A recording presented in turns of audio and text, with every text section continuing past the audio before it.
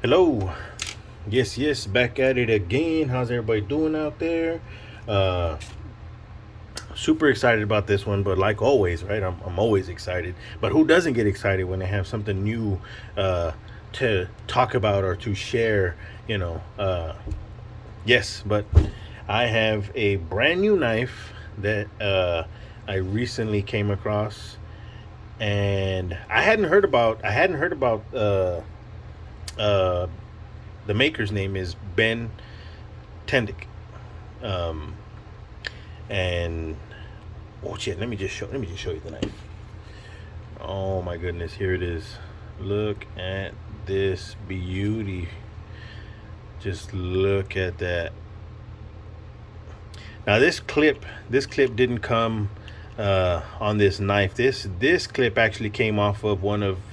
Well, I want to say one of my only knife that I have from R.J. Martin, and that's the wasabi. I have a R.J. Martin wasabi. Here we go. Very cool knife. I love that knife. It was my favorite, but just wasn't a huge fan. Wasn't a huge fan of the chisel grind. I'll show you right now what I'm talking about. So it's a Tanto, and was never too big a fan of the finish. Kind of like a bead blast finish. Yes, and I had somebody put a mirror shine edge on that. If you can see that, look at that thing. But yeah, so it mars really easy pulling in and out of that sheath. With just places like that, and not necessarily does it mark the knife, but it ends up just polishing this bead blasted finish. I mean, if that's what it is, it just polishes this bead blasted finish uh, to a polish, really, and it shows up, on the knife. Let me see, places like that, here and there. But yes, this is a very cool knife. Self defense is what I would say that this knife is for. But I can't stand the chisel grind. I mean, I know it's an old method of doing things, and it's super sharp and whatever. But I mean, in today's world, it just comes across as lazy to me. Just want to sharpen one side of the knife. But we're not here to talk about this. We are here to talk about this. Oh, and by the way, yes, this is actual stingray, and a little looks like a little samurai dude in there. Let me know if you can tell what that is. Looks like a little. I think they call it a menuke or something like that. This one has one too, and it's a brass one. And I carry this knife on my left side. I'm right-handed, but I mean my right hand is for my pistol.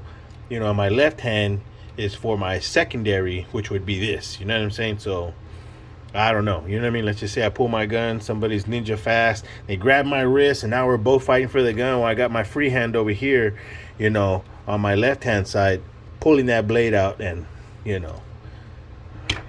but whatever. So I wish that this was actually on this side, because, like I said, I do carry this on my left hand side. This one was perfect for left hand carry because it just shows that the nice details and stuff like that in there. But yeah, so when you're looking at it, when I'm carrying it, you only see the green stingray. But oh my goodness, just look at that. And like I said, this clip was on here. I'm actually ordering a Spyderco G clip for this thing. So I'll probably be making a video on that thing, if anybody's interested. And if not, I'm probably still gonna make one anyway. But yes, let's pull this thing out of there. Oh my god. And yes, the best part of it is, oh, it's on both sides. Yes. So no chisel grind. And the finish of this knife is just perfect. Just left a natural grind, on the from the steel, just left it on there, didn't bother trying to work that all the way down to a 2500 freaking sand grit paper, none of that. Just left it raw, natural, whatever grit that is, and you can kind of feel the texture on the blade and all that from the grinding. But what I like about it is that you don't really see fingerprints. You don't really see any kind of smudges on the blade, anywhere really, from pulling this in and out, because it already has that, you know, that brush look to it that just, keeps all the marks and the mars and the smudges to a minimum. But yes, let's see here. Oh my God. And I found out about this guy recently. He's been making knives for a very long time, awesome knives for a very long time, from what I can see. And I don't know why I just overlooked, this man and his creations are just awesome. And he loves doing knives like this. And another thing that I like too is the fact that just look at the two different ways of applying this epoxy resin, or I don't know what it is that they use, but his must be a matted version of whatever this. Well, I don't want to say that, because this just looks like it was heavily caked on there. And don't get me wrong, I mean, he's probably this was a trial and error for RJ too, because this is a very old knife that he made a long time ago. You know what I'm saying? So I'm sure the materials now, which is what we're dealing with here, if that's the case, I'm not too sure. You know what I mean? I'm just assuming. But yes, everything's like, this cord right here is just as stiff as can be. This wrapping, stiff as hell. So I'm not sure exactly, how they do that. I mean, all I know is that it feels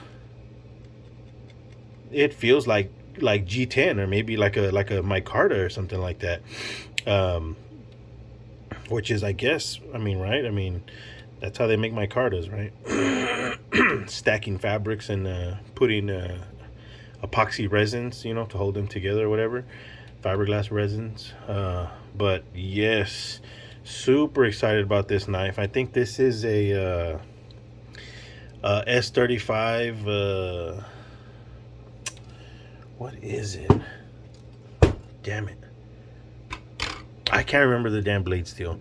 I'm sorry about that, but I mean, me and blade steels, me, I could collect things because they're beautiful. You know what I mean? Oh my God. Ooh. But yes, I'll figure it out what kind of blade steel it is, and I'll leave it in the description so you can check that out. But it is a high quality steel, I'll tell you that right now. It's not, it's nothing cheesy or anything like that. But just look at this. Just shut up, right? A little hammered copper menuke. I think that's what it's called. Oh yeah. Just the wrapping is just oh so perfect, tight. Like I said, this thing, it feels like G10 or something like that. G10 or some micarta. But oh yes. And then just for size comparisons, we'll put a 6-inch ruler out here so you can take a look at that. So I want to say that this thing overall is probably about it's probably 8 inches. Yeah, this knife is probably about 8 inches altogether. And then here's a RJ Martin Wasabi. There we go. Just to give you a a reference to size over there. Let me see. We got a Spyderco Military 2. So yes, very Spyderco Military 2 size-ish. That's Spyderco is probably just a little bit bigger, but just to give you size comparisons. And then the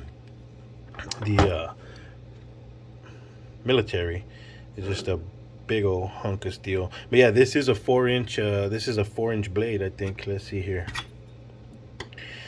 Let's see here. So yes, this is about a 4-inch blade.